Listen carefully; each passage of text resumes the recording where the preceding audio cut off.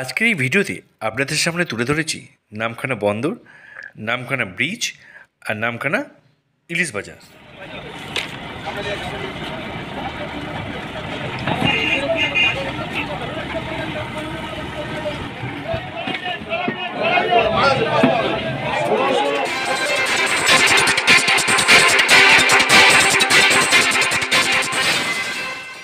আজ সকাল সকাল আমরা চলে এলাম সোনাপুর স্টেশন। সোনাপুর থেকে আজ যাব আমরা নামখানা। নামখানার দূরত্ব 92 কিলোমিটার। টিকিট 25 টাকা করে, আপ ডাউন কেটে নিলাম 50 টাকা। 10:30টার সময় আমাদের ট্রেন নামখানা মাঝিরহাট লোকাল চলে এলো। সেই ট্রেনে উঠে পড়লাম। 11:30টার সময় আমাদের ট্রেন চলে এলো লক্ষ্মীকান্তপুর। এখানে অবশ্য ট্রেন আধ ঘন্টা দাঁড়ায়, তারপর আবার ট্রেন ছাড়লো, এগিয়ে চলল নামখানার উদ্দেশ্যে। মাঝে পড়ল কাকদ্বীপ। 12:48 আমরা কাকদ্বীপ এসে পৌঁছালাম। এখান থেকে ট্রেন আবার ছুটে চলল। অনেকটা ফাঁকা ট্রেন, দুদিকে বিস্তীর্ণ ধান জমি, তার মাঝখান থেকে আমাদের ট্রেন ছুটে চলেছে। 1:05 আমাদের ট্রেন এসে পৌঁছে গেল নামখানা স্টেশন। সোনাপুর থেকে নামখানা আসতে সময় লাগে 2 ঘন্টা, কিন্তু লক্ষ্মীকান্তপুরে ট্রেনটা আধ ঘন্টা দাঁড়ায় বলে সময় লাগে 2.5 ঘন্টা। আজকে পৌঁছে গেলাম নামখানা। আজ নামখানা ঘুরে দেখব।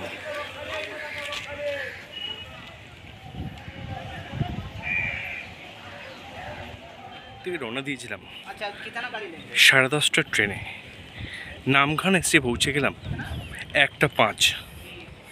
এখন আমরা রয়েছি নামখানায়, এগিয়ে যাচ্ছি সামনের দিকে। যে মাছের মার্কেট আছে তা দেখার জন্য, তার সঙ্গে দেখব নামখানা ব্রিজ। চলুন তাহলে দেখা যাক।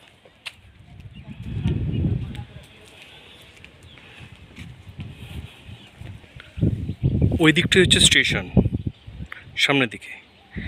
স্টেশন পার হয়ে আমরা এই রেল লাইন দিয়ে এগিয়ে চলেছি, একদম সামনের দিকে যাব। ওখান দিয়েই একটা রাস্তা আছে ডান দিকে, সেই রাস্তা দিয়ে গেলেই মাছের বাজার পড়বে। তার আগে আমরা যাব যে নামখানা ব্রিজ, সেই ব্রিজ দেখতে। চলুন তাহলে যাওয়া যাক। নামখানা পৌঁছে প্রথমে আমরা চলে এলাম নামখানা বন্দর। এই নামখানা বন্দর এখন খুব ব্যস্ত, কারণ এখান থেকে সমুদ্রের উদ্দেশ্যে পাড়ি দেয় এই ট্রলারগুলো। এই ট্রলারগুলো প্রস্তুতি নিচ্ছে কদিনের জন্য মাছ ধরতে যাবে, তার জন্য প্রয়োজন বরফ আর তেল। তাই তৈরি হয়ে যাচ্ছে বরফ নিয়ে, কোনোটা আবার তেল নিয়ে, কারণ পাড়ি দেবে 5-7 দিনের জন্য।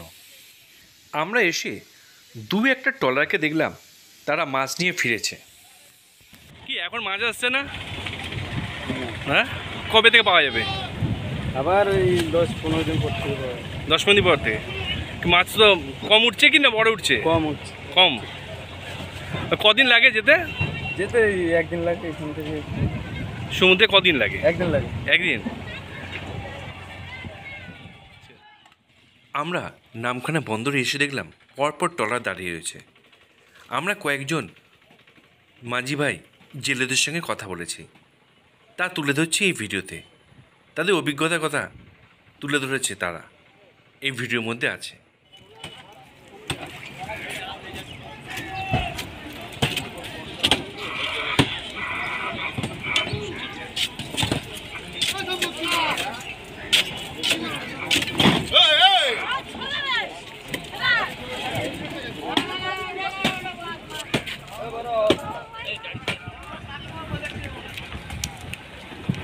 না, কতদিন আগে গিয়েছিলে?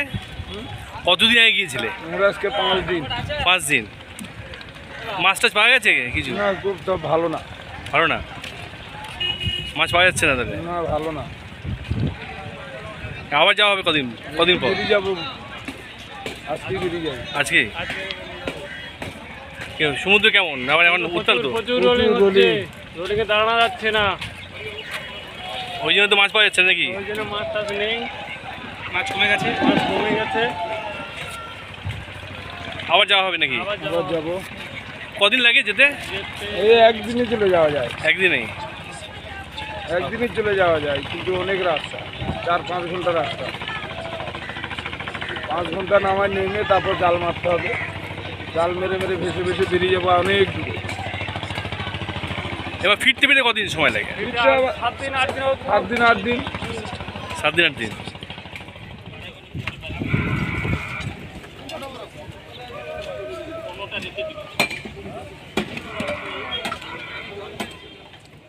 নামখানা জেটি, এখান থেকে তৈরি হচ্ছে মাছ ধরার জন্য।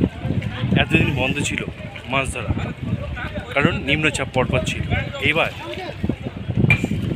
জেলেরা মাছ ধরতে বেরোচ্ছে এখান থেকে। এখনই তৈরি হচ্ছে, কীভাবে যাবেন তার জন্য বড় নিয়ে তৈরি হচ্ছে।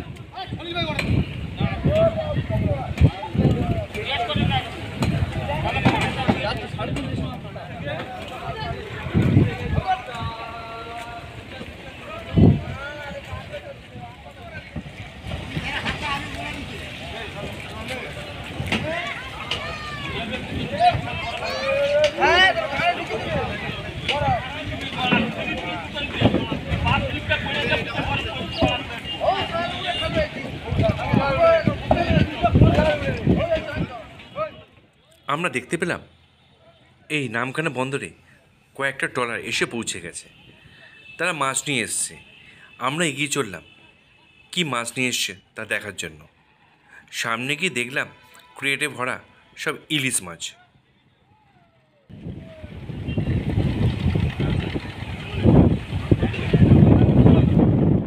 ট্রলার থেকে মাছ ভরে ক্রেটে করে রাখা হয়। সেই ক্রেট তুলে পাঠিয়ে দেওয়া হয় বিভিন্ন বাজারে। এগুলো চলে যাচ্ছে লোকাল নামখানা বাজার।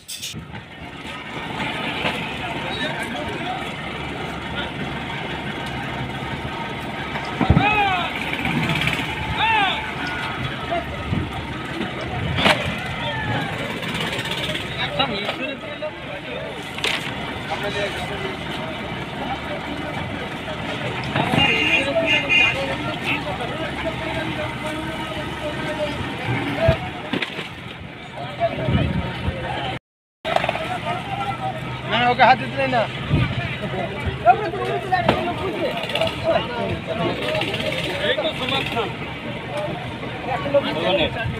দেখো না, তোরা তোরা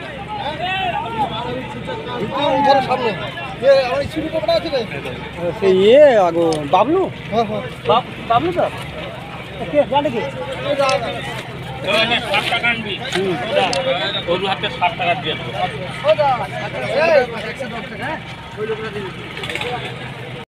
সমুদ্র থেকে ট্রলারগুলো মাছ ধরে নিয়ে এসে প্রথমে ঝাড়াই করে, মানে বেছে নেয় কোনটা বড় কোনটা ছোট। তারপর পরিষ্কার করে ক্রেটে ভরে নিচ্ছে।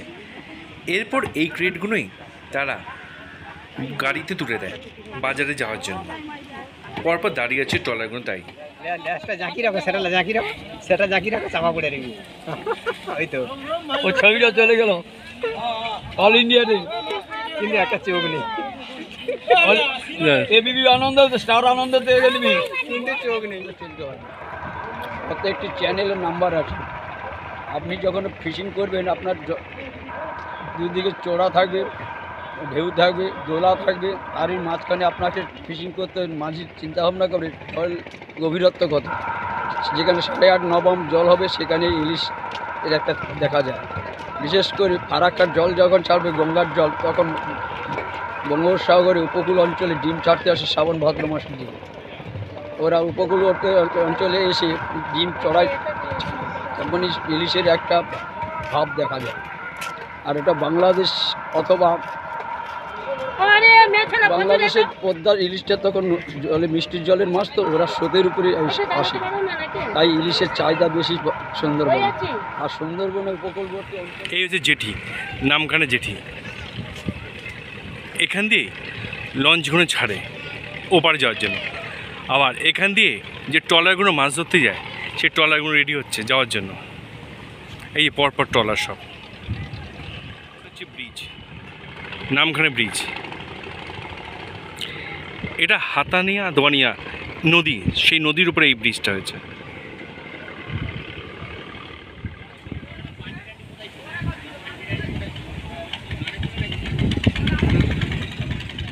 জেলেদের জাল, এই জাল নিয়ে তারা রওনা দেবে।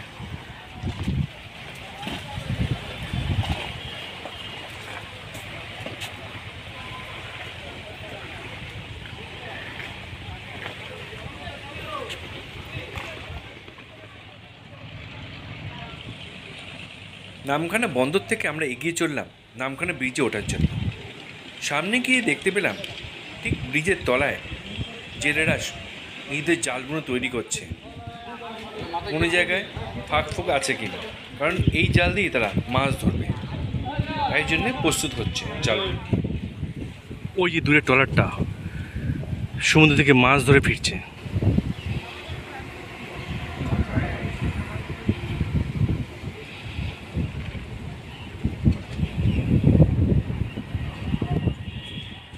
নামখানা হাতানিয়া দোয়ানি যে নদী, সেই ব্রিজের সামনে সেই ব্রিজ,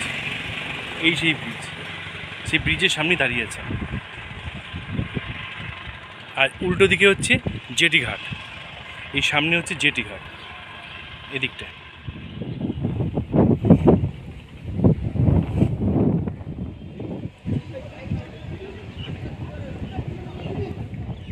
হাতানিয়া দোয়ানি যে নদী, তার উপরে ব্রিজ, নামখানা ব্রিজ। ঠিক এর পাশেই ওই দিকটা রয়েছে জেটি। এখান থেকে যে ট্রলারগুলো যাচ্ছে, এই ট্রলারগুলো মাছ ধরতে যায়। এখন সব কেউ বরফ, কেউ তেল নিয়ে রেডি হচ্ছে, এরপর রওনা দেবে এখান থেকেই।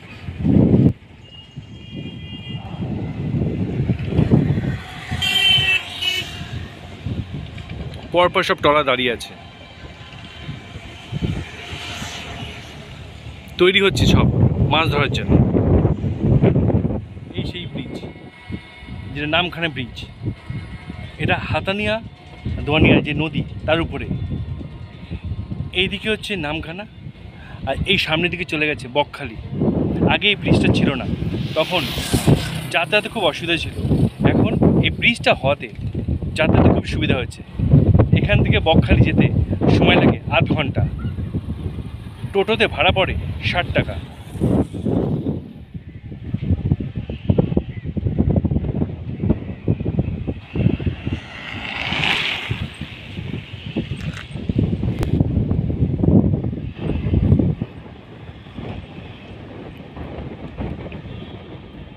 সামনে একটা বাংলাদেশ থেকে ভেসেল বা জাহাজ বালি নিয়ে যাচ্ছে। সামনের দিকে বাংলাদেশের পতাকা ঝুলছে। এই যে ইন্ডিয়া আর বাংলাদেশ দুজনেরই পতাকা ঝুলছে এই জাহাজটা। এমপি নাদিম এই জাহাজটার নাম। জুম করছি, জুম করে দেখাচ্ছি বাংলাদেশ আর ইন্ডিয়া পতাকা।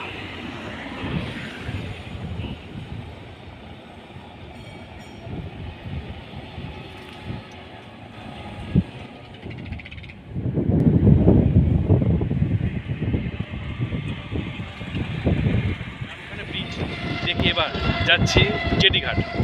জেটিঘাটের পর যাব এখানে যে মাছের আড়ত, সে আড়তে। চলুন তাহলে যাওয়া যাক। জেটিঘাট ঘুরে তারপরে যাব মাছের আড়ত। 3:30টার সময় মাছের আড়ত শুরু হয়, এখন বাজে 2:45। আমরা এগিয়ে যাচ্ছি তাই জেটিঘাটের দিকে। সুন্দর এই ব্রিজ, নামখানা ব্রিজ, যেটা হাতানিয়া দোয়ানিয়া যে নদী, তার উপরে। এবার আমরা যাব জেটিঘাট, তারপর যাব জেটিঘাট থেকে যাব মাছের আড়ত, যেখানে নামখানা বিখ্যাত মাছ পাওয়া যায়। চলুন তাহলে যাওয়া যাক আস্তে আস্তে মাছের আড়তে। এবার আমরা যাব মাছের আড়ত, দেখি ওখানে ইলিশ মাছ কেমন পাওয়া যায়। আমরা এসেছি মেনলি ইলিশ মাছের জন্য, শুনেছি ইলিশ মাছ পাওয়া যাচ্ছে। তাহলে দেখা যাক কেমন কি পাওয়া যায়, তাও তুলে ধরবো আপনাদের সামনে। এই যে জেটিঘাট, এখান থেকে লঞ্চ ছাড়ে যাত্রী পরিবহনের জন্য, আর এখান দিয়েও ট্রলারগুলো ছাড়ে মাছ ধরার ট্রলার।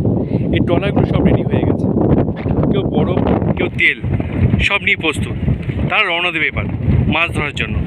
আমরা আবার আসবো তখন দেখতে কেমন মাছ এলো। এখন অবশ্য পাইনি, তেমন খোঁজ মাছের। এখন যাব তাহলে জেটিঘাট নামখানা, যে মাছে আড়ত, সেই মাছে আড়ত আমরা ঘুরে দেখলাম। এই মাছে আড়ত। এবার চলে এলাম নামখানা মাছের আড়ত। ঢুকতেই প্রথমে চোখে পড়বে পরপর গাড়ি দাঁড়িয়ে রয়েছে, আর বাঁ দিকে চোখে পড়লো থার্মোকলের সব বাক্স। এই থার্মোকলের বাক্সেই মাছ নিয়ে যাওয়া হয় যাতে নষ্ট না হয়। 150 টাকা, 250 টাকা, 350 টাকা, 500 টাকা। এরপর চললাম মাছের আড়ত দেখতে। এই মাছের আড়ত শুরু হয় 3:30 থেকে। প্রতিদিন 3:30টার সময় ঘন্টা বাজে, তখনই শুরু হয়ে যায় মাছের আড়ত। এই মাছের আড়তে বারুইপুর, ক্যানিং, সোনারপুর, গোসাবা, বাঘাযতীন, যাদবপুর বিভিন্ন অঞ্চল থেকে মাছ ব্যবসায়ীরা আসে মাছ কেনার জন্য। এখন যেহেতু ইলিশের মরশুম, তাই ম্যাক্সিমাম দোকানেই ইলিশ বিক্রি হচ্ছে, কিন্তু ইলিশের সাইজগুলো খুব একটা বড় না, ছোট ছোট।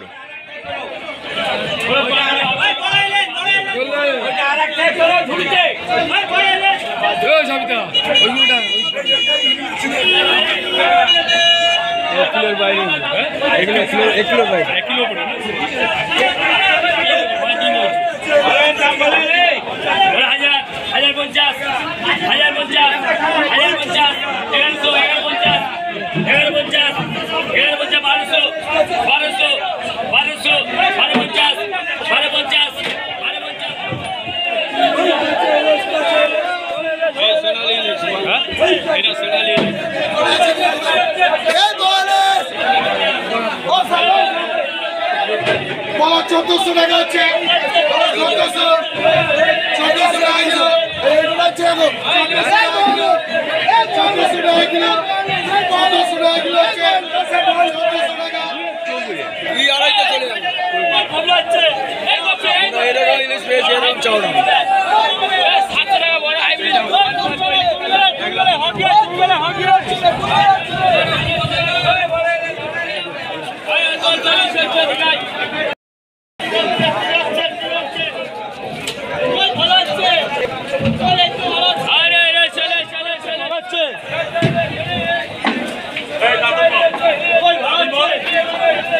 আরে কি দাম চলবে?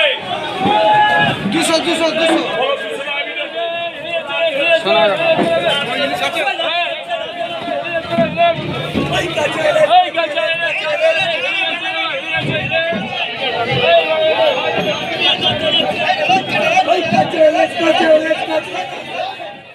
বাজারে ঘুরেই যা দেখলাম, ইলিশের দাম খুব একটা কম নেই, দাম অনেকটাই বেশি।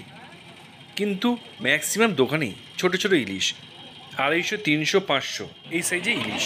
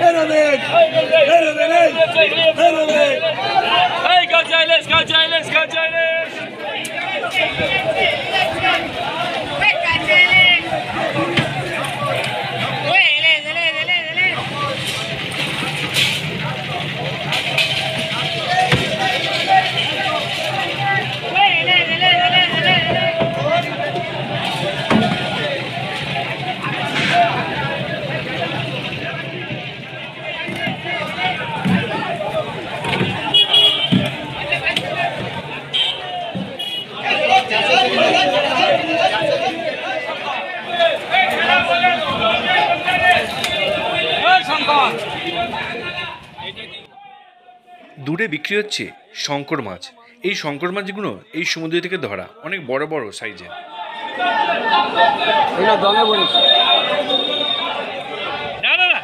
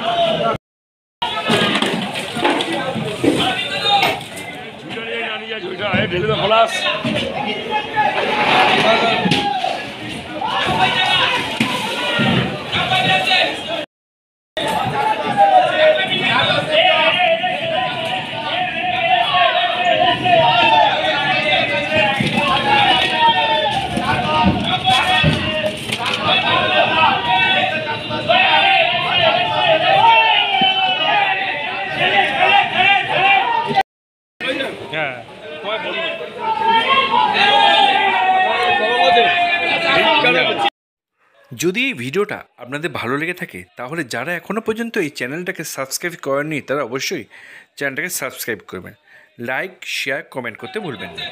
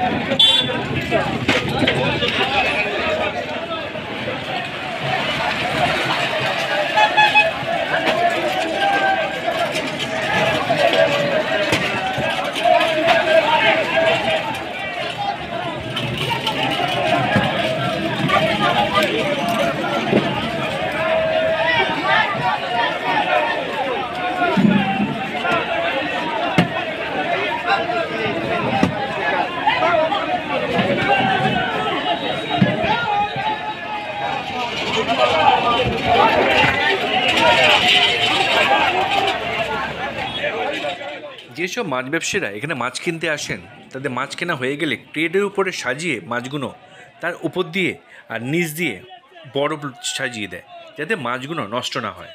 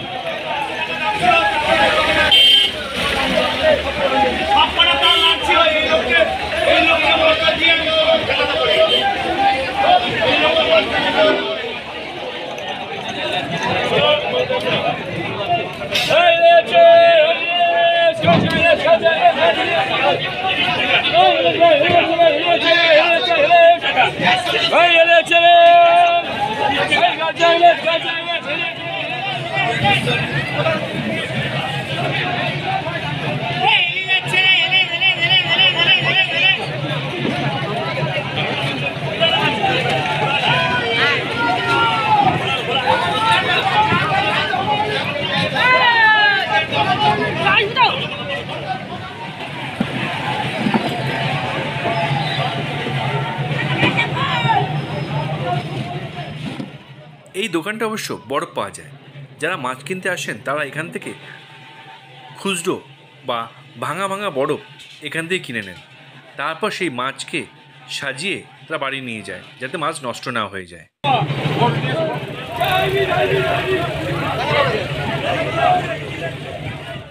আজকে তাহলে এই অবধি থাক।